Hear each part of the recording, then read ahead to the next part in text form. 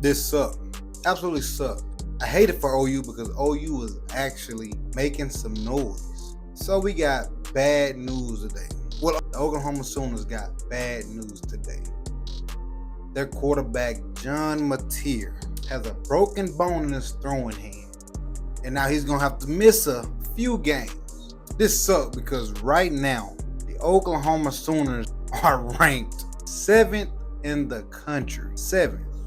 And where last year, they was ranked not even in the top 25.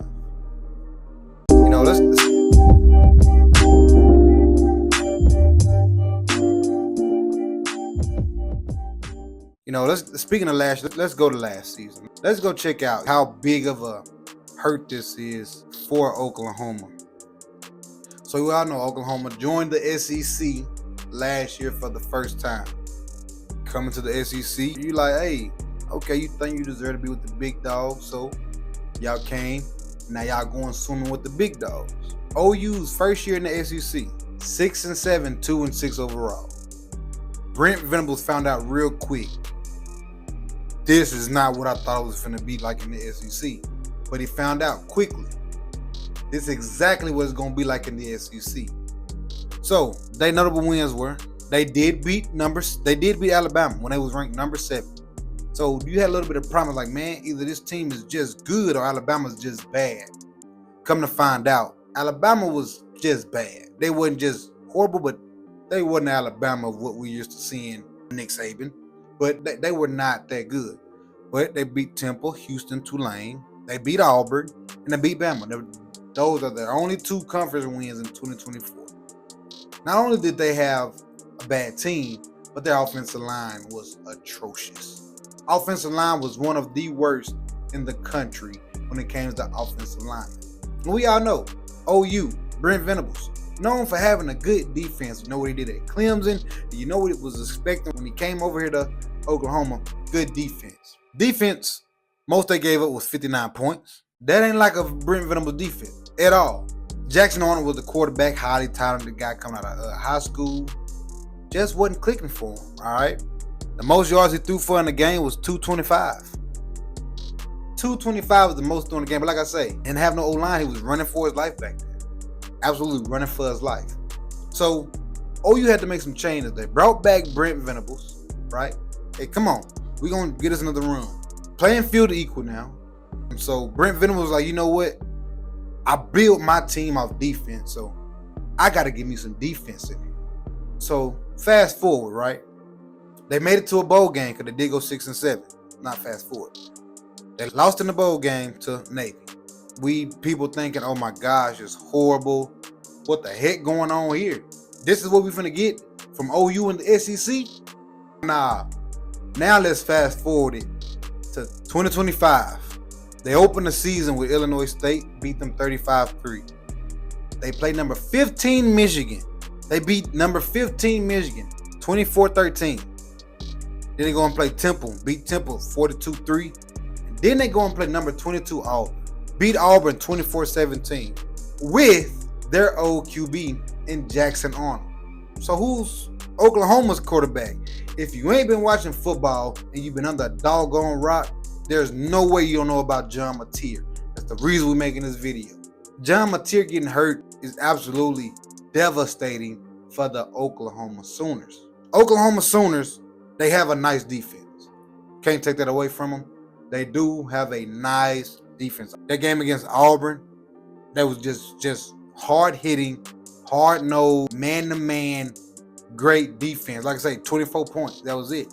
That game against Michigan, 24 points. And guess who came out on the winning side of it? Oklahoma. They scored 24 points against the number 15 team and the number 22 team. These guys play an amazing defense. This is what a defense of Brent Venables look like. And they're playing just like it. But now they're falling into a problem of who's my quarterback. And this is where it gets interesting because your backup quarterback did not win a game when he was the starter, right? So let's go back to 2024. Your backup quarterback is Michael Hawkins Jr. Last year he played with Jackson Arnold. They was moving Jackson Arnold, setting him down, putting him back, setting him down, putting him. I mean, they was rotating in and out, trying to figure out who's the guy. So Hawkins was able to go 76 for 120, threw for 783 passing yards, 63.3% completion rate, 3 TDs, 2 touchdowns, RTG of 123.1. Right. So you're looking at the stats, that don't sound too bad. He was 63%, 2 interceptions, 3 TDs. But let's look at the games he played. Right. So last year he took full reins in the bowl game against Navy. He went 28 of 43, 247 passing yards, 65.1 completion rate. He had 2 TDs, no interceptions, took 4 sacks. But like I told y'all, offensive line was horrible. But in the games he played in Temple because they were blowing him out. Tennessee, he played against Tennessee a little bit, went 11 for 18, 132, threw 1 touchdown. Played Auburn, he went 10 of 15, 161 passing yards, no TDs, no interceptions. He played Texas. They got mollywopped, 34-3, 19 of 30, 148 passing yards, 63.3% completion rate, 0 TDs, 0 interceptions. He was sacked 6 times against Texas, twice against Auburn, twice against Tennessee, but they did beat Auburn. South Carolina played a little cleanup time, 3-5. Didn't really play much. They got 18 passing yards, 2 interceptions. Then they played another meaningless game, 3 for 5. 60 yards, no TDs, no interceptions. Then they played when he finally took over 40. First full game of really just taking over. 28 for 43, 247, 65.1 completion rate, 2 touchdowns. So your guy has seen a little bit, your backup has seen a little bit of playing time, but he has not just been the full-fledged guy. If he was the full-fledged guy, y'all wouldn't have went out and got John Mateer. So this is where my problem lay at. When he takes over, or when he plays a good amount, he's only won 1 game. Only 1. He's a 60% passing guy, what it looks like. But how is it going to be when you're the main guy now? We all know it's different when you're the main guy. Prime example, look at Arch Manning. When you're the main guy, it's a different story. And now he's going to be the main guy due to the fact that John Mateer's out. The things that you run into, will OU be able to help this guy, quarterback, just be a game manager? I don't need you to go out and win me the game like John Mateer, but can you help us to win? I'm not asking you to be that leader, but can you help us? Can we run the ball? Can we throw quick screens? Can you throw slant routes? Can you throw the open deep ball?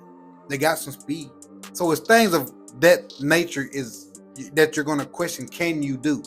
Because these guys are ranked 7th in the country. These guys are playing really, really good football. And the thing is, can you expect your defense to play lights out till John Mateer comes back? Because we don't know when he's going to come back. Don't have a slightest clue. Don't know. Could be 2 weeks. Could be 4 weeks. Don't know. But that's the question. Can they do it with the backup quarterback? And how long will John Mateer be out?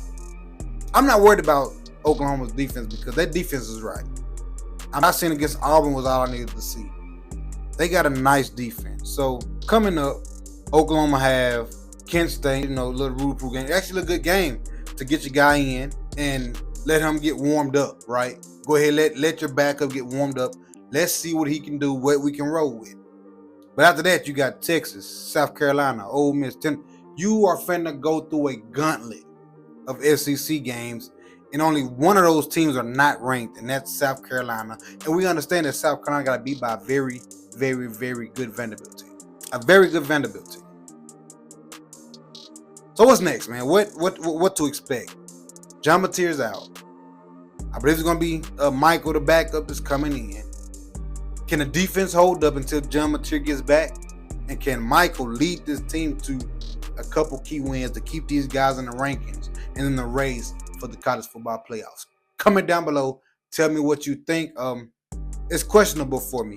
We'll be able to see a little bit after Saturday to see how he do against Kent State, but I don't know right now. I'm in shambles. I hate it for the guy.